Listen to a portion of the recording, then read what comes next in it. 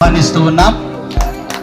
విచరణ గురువులు స్టేజ్ మీదకి రావాల్సిందాగా కోరుచున్నాం. అలానే Sanjay assistant Medicare general hospital assistant గురువు సంజయ్ రెడ్డి గారిని స్టేజ్ మీదకి ఆహ్వానిస్తూ ఉన్నాం. గ్రామ సర్పంచ్ జ్యోతి ఏలియా గారిని స్టేజ్ మీదకి ఆహ్వానిస్తూ ఉన్నాం. మన ధర్మసాగర్ గ్రామ సర్పంచ్ గారిని సగౌరవంగా ఆహ్వానిస్తూ ఉన్నాం.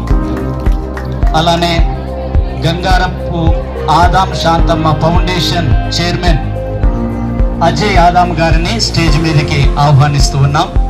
ఫౌండేషన్ వైస్ చైర్మన్ బి విజయ గారిని స్టేజ్ మీదకి ఆహ్వానిస్తూ ఉన్నాం. అందరు చప్పట్లు కూడా స్టేజ్ మీదకి.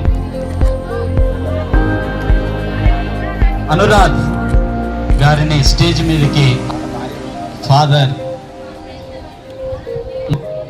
ఈ యొక్క వైద్య శిబిరాన్ని మరియు రక్తదాన శిబిరాన్ని ప్రారంభిస్తూ 2 మాటలు మాట్లాడతారు. ఆ తర్వాత చిన్న ప్రేయర్, ఆ తర్వాత టీషర్ట్ ఫౌండేషన్ వారి టీషర్ట్స్ ఓపెనింగ్ చేస్తారు.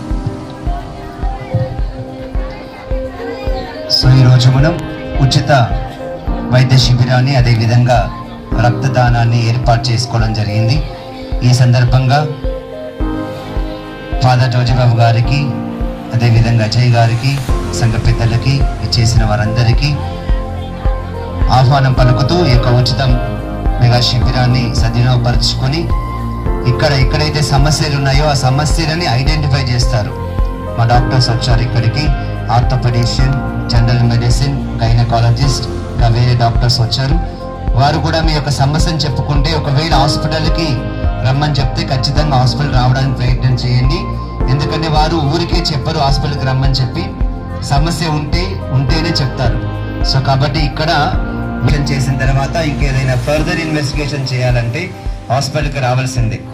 సో కాబట్టి ఇక్కడ చూపించుకొని మీ యొక్క ఆరోగ్య నిర్లక్ష్యం చేయకుండా డాక్టర్లకు మీ సమస్యలని చెప్పి ఆ సమస్య పెద్దదిగా ఉంటే హాస్పిటల్కి రెఫర్ చేస్తారు. హాస్పిటల్ ఇప్పటి నుండి ఈ యొక్క రక్తదాన శిబిరాన్ని వైద్య శిబిరాన్ని ప్రారంభిస్తున్నాను. ఇప్పుడు ఫాదర్ జోజబాబు గారు చిన్న ప్రార్థనతోటి ఈ యొక్క శిబిరాన్ని ప్రారంభిస్తారు.